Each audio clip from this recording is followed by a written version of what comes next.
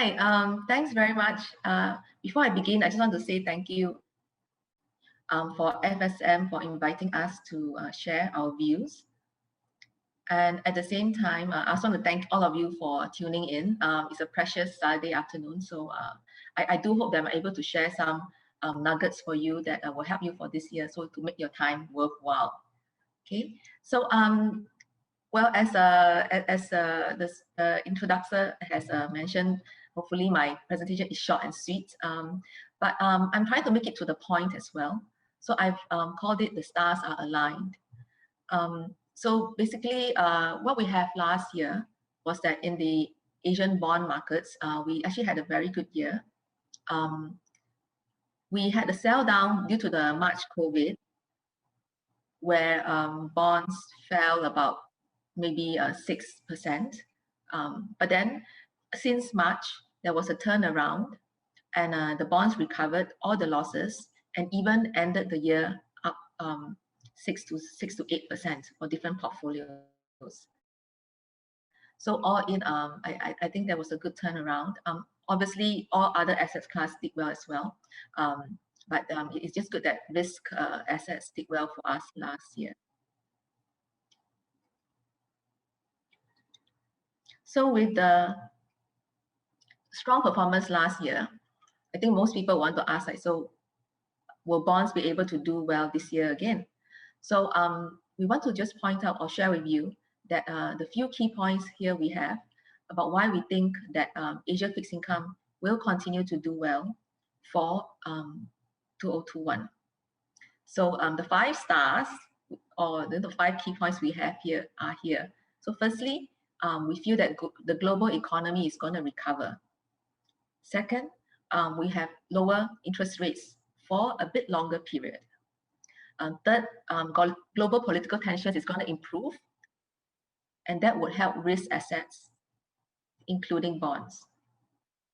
Fourth, because of a recovering economy, default rates are going to peak and they will be reducing going forward. And last but not least, the valuation in Asian bonds, when you compare to the rest of the world, is actually pretty attractive. Okay, let's run through the first point. So the global economy coming to recovery, I think all houses or most houses are actually expecting this. And we expect recovery not only from the US, but also on the global side of things.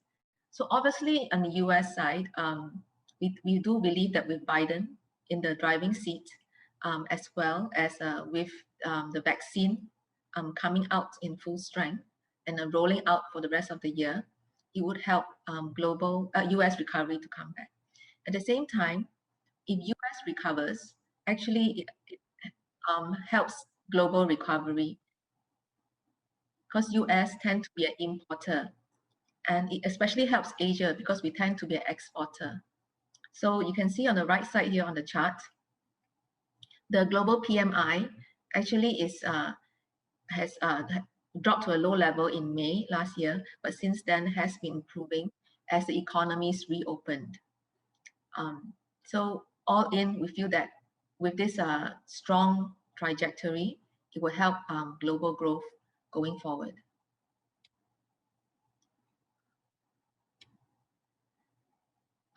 The other thing that will help global recovery, as I alluded to earlier, would be the vaccine.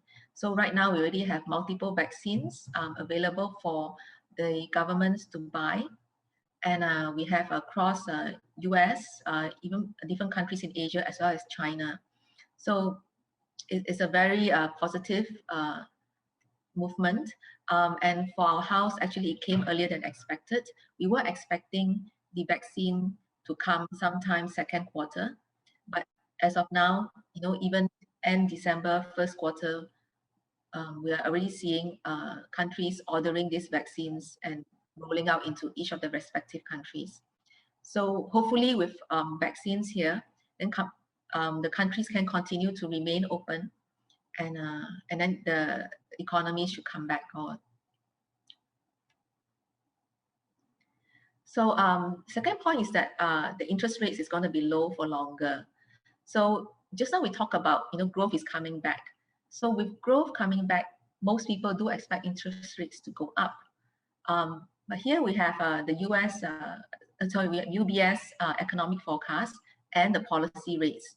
So you can see that even as they are forecasting a growth in GDP for this year and next year, so there's a recovery expected. But in terms of policy rates, they are still expecting it to remain low. So this is a reflection that is across a lot of houses. So even as the economy comes back, we are still expecting the central banks to keep interest rates low. Obviously, there is some pressure on the long end, but on the short end, or up to 5 years, rates are going to stay low, which we think will be positive for bonds. Another reason why interest rates will stay low is due to the asset purchase program. I'm sure all of you have read about how the US and the ECB had actually rolled out this big asset purchase program since March last year, where they've always been buying government bonds, but with the COVID, they even went to buy corporate bonds and even high yield bonds by the US. So all this gave a very positive technical support for corporate bonds. And that's why bonds did very well last year. And as you can see, the purchase program actually spiked up in the US and in Europe as well. And both central banks have already committed that they will continue to have this asset purchase program in place. So with this, we feel comfortable that rates will still also stay longer because of this. So the third star that we mentioned just now was about the political tensions. So this is not something that none of us know. So the US-Sino relationships has been pretty fragile the last 1 year, and the ex-president in the US was always quite aggressive and confrontational, and a bit of unpredictable, I would say. And he doesn't believe in negotiations, but he believes more in threatening strength or using the power to threaten. So with Biden in the driving seat, we actually do feel that the relationship has a very good probability of improving. This photo is not recent, okay, so I just put a disclaimer here. This was taken in 2013, so that was when under the Obama administration, Biden had a good working relationship with China. And we feel that with this background and past relationship, it should help us to move forward for the next 4 years. So, but utmost on Biden's agenda right now is actually not really foreign policy yet, but I think he really is pulling up his sleeves to try and handle the COVID situation on the ground. So this improving political tensions will take some time, but we feel that it's towards the right direction. And at the same time, we are also assured that it shouldn't worsen from here.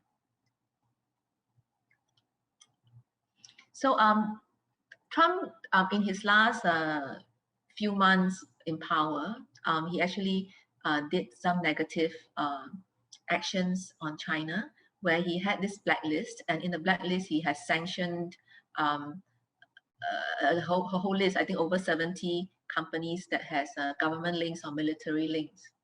And that actually caused China bond spreads to widen quite a bit. I'm using one example here. This is on Haohua. Haohua is actually a central SOE, and they are on the sanction list. So when news came out that they were on the list, right, you can see the bond spreads went up from around 200, 220 level to 280. So when bond spreads go up, it's like interest rates. So interest rate went up, the bond prices fell.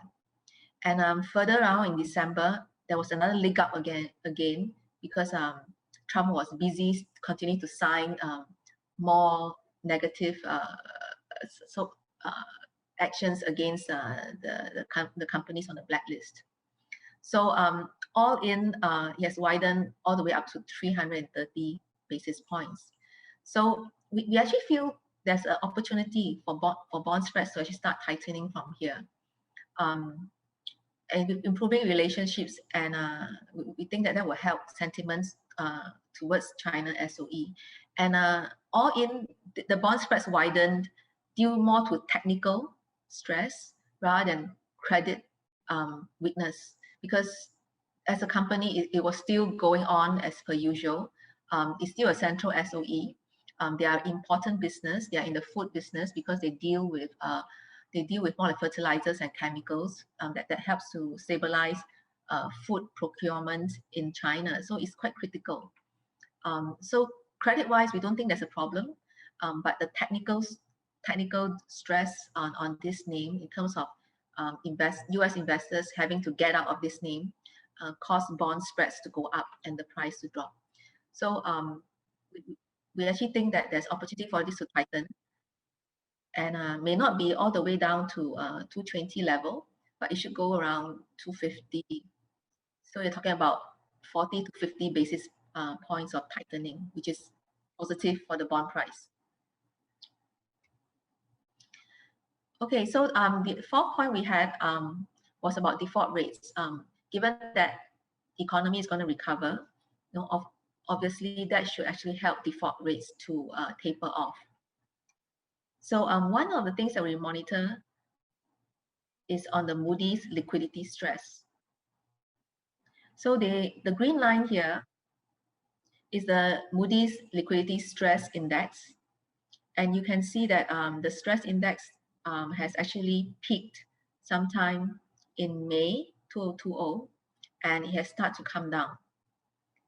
So we feel that the change in direction and the momentum of this will continue for this year, because with vaccine and with countries being able to remain open, that should continue to help liquidity stress to improve.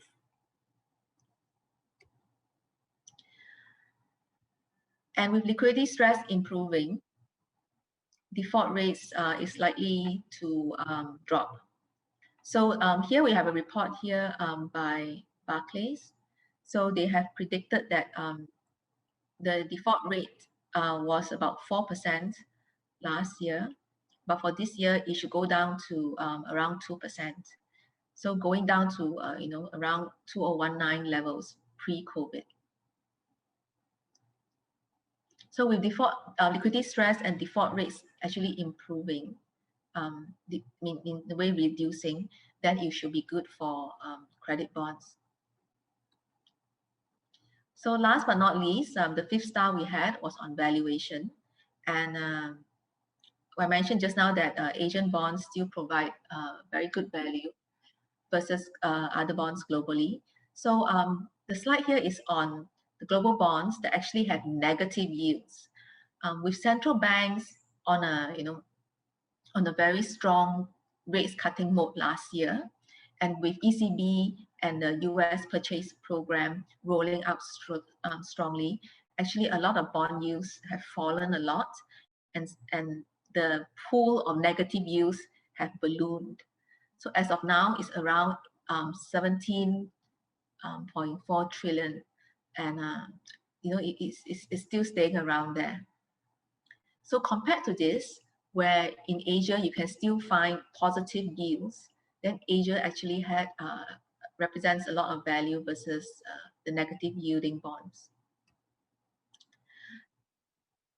Okay, if I just drill down into Asia versus US and Europe, this is the investment grade yield level.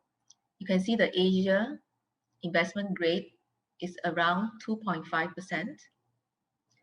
versus US as 1.8 and Europe at very near zero at 0.4.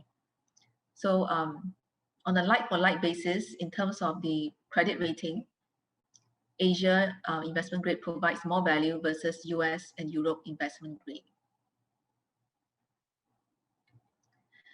The high yield side of things as well, Asia also has very good value.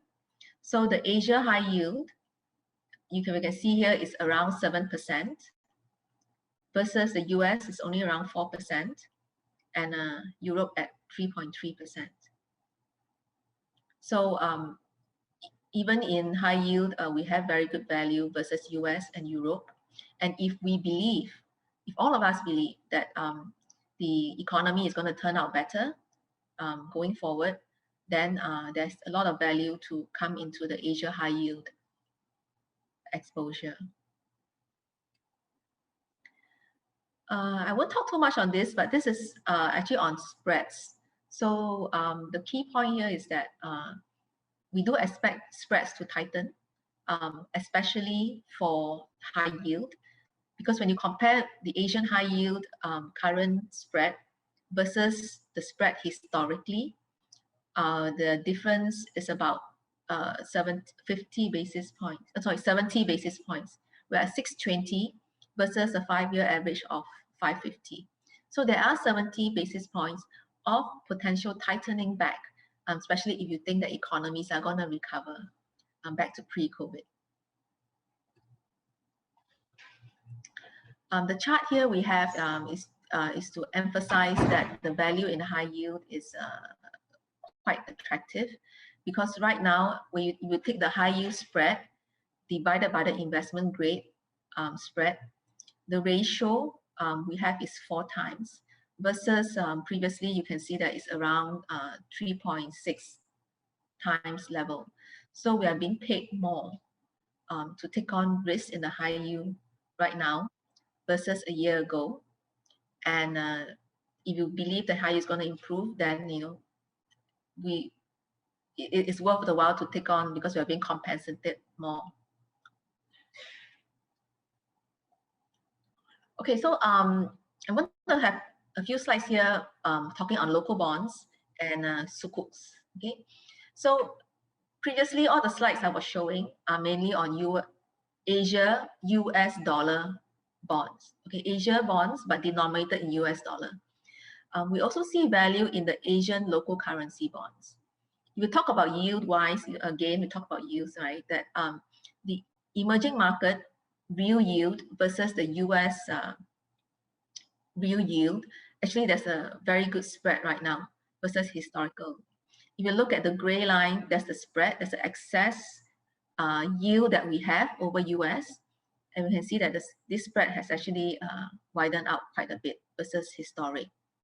So we are being paid more in real yield terms to buy into emerging market local currency bonds. So within Asia, we also offer 1% to 2% of real yields, which means that these are the yields that are inflation adjusted. We have positive yields of 1 to 2% versus previously, as we can see, right, the US side of things and the Europe side of things, yields are negative. So over here, we want to highlight that Asia, like for Malaysia, ringgit bonds, you get about 2.2% real yield. And in IDR, you actually get almost 4% real yield. On the currency front, we are also quite positive on Asian currencies versus the dollar. And one key aspect to look at is the current account. So Asia current account is expected to improve for this year, and this will actually support the strength of Asian currencies. And we're expected to support, given the economy. We're expected to improve, given the economies are going to improve this year. And at the same time, with US having a larger fiscal support, right, from the blue wave government, a lot of this will flow back to Asia, because this will come in the form of money into US citizens, and these US citizens will tend to buy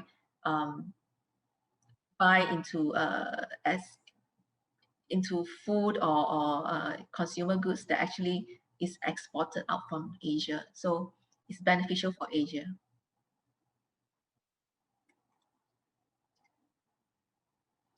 On the global sukuks front, we are positive as well.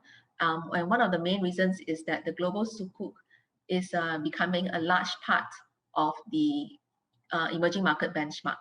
So last year it was 11.2% level, around 11 to 12% level, but this year it has increased to around 18 to 21% level. So with it being a larger part of a global index, then more investors will have to come in if they want to buy, to be neutral to the index. And that will actually drive technical demand and support for global sukuk bonds. Last year, we also saw that the global sukuk bonds were actually quite resilient, because during the March sell-off, actually the global sukuk bonds sold off least. So that's also another reason why we should get into sukuks, because they give us a very defensive asset class. And finally, on the relationship side, within the Middle East, there has already been improving relationships between Qatar and Saudi, so that will help sentiment. And at the same time, oil prices have been quite stable, so that will also help sentiment towards the Middle East sukuks. Okay, so within the global sukuk, we actually favor high yield over IG, which is same as Asian bonds. And given that we are comfortable with the overall risk, then we want to increase high yield exposure to 20 to 30%.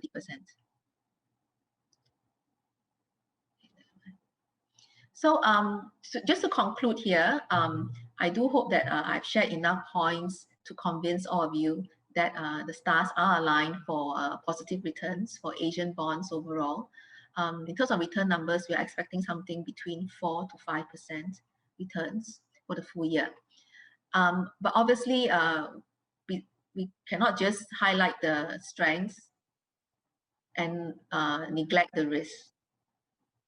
So in terms of the key risk factors, we do see that vaccine rollout delay as one of the key risks, or whether the virus mutates to a form that is that the vaccine is ineffective against, or the virus itself mutates to a form where it's much more deadly, which we do see sort of like headlines coming out right now. But overall, we still believe that this sort of additional challenge will actually delay the recovery, but it will not derail the recovery. So we should be still moving on the right track. The other key risk we see is inflation. So with a global recovery, inflation may start to build up earlier than expected.